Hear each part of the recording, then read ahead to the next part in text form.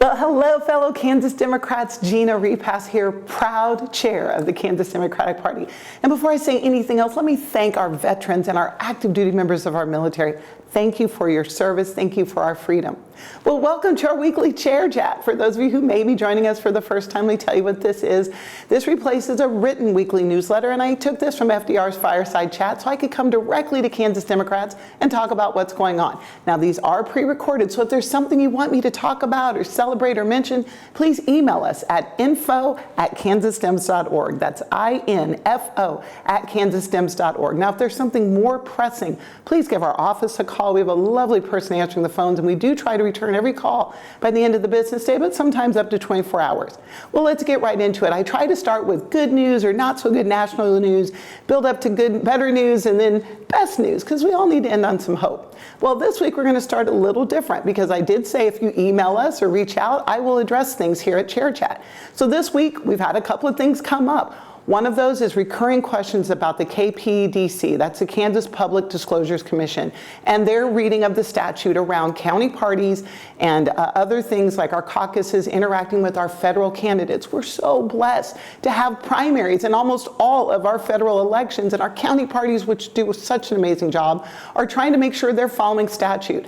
Here's what I'm going to say. If you have a question, ask. Don't cancel your event, but don't move forward until you've asked. For example, can federal candidates walk with the county party in a parade? The answer to that is no. Here's two things you just need to keep in mind. Is there anything that costs money? If there's money involved at all, the county parties cannot be involved with the federal candidates. And two, did you include everyone? You can't highlight one over the other. The second thing I heard this week was about party unity. I had several messages about, are we going to be okay after the primary? Will we unify? I want to say to you as your state party chair, absolutely. Because Kansans, Democrats specifically, know what's at stake. We will come together because we know we've had a supermajority for 30 years. We know what happened during the Brownback years when we had single party rule. We have to elect a Democratic governor. We have to break that supermajority. We have got to be united. I have no qualms about that. Please remember though, lift up your candidate, tell their story, but do not waste a single second tearing down a Democrat.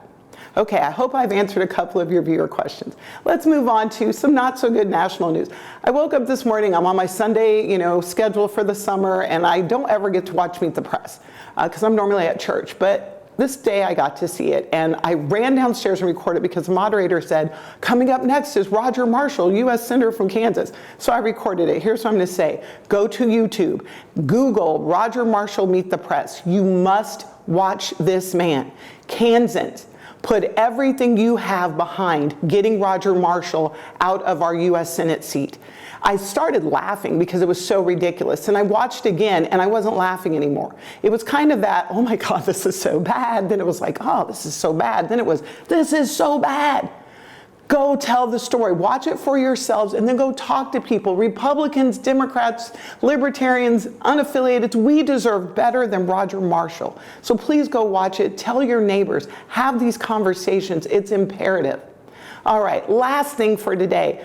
We are 17 days away from the first ballots being cast. Early mail-in voting starts in Douglas County on July 15th, which means we are right into the season, our election season. Your vote is your voice. This is our time to make change. So please make sure you're talking to your neighbors. Make sure that they remember mail-in ballots. We no longer have a grace period. So if you're voting by mail, get it done early or drop it off at one of the drop-off locations. And that means we're only 37 days away from the conclusion of our primary. I am so excited. We've got great candidates in every single race, and we are going to make a difference. All right, well, let's end the way we always do as we head into our 4th of July holiday week. May God bless America. May God bless the great state of Kansas, and may God bless you all.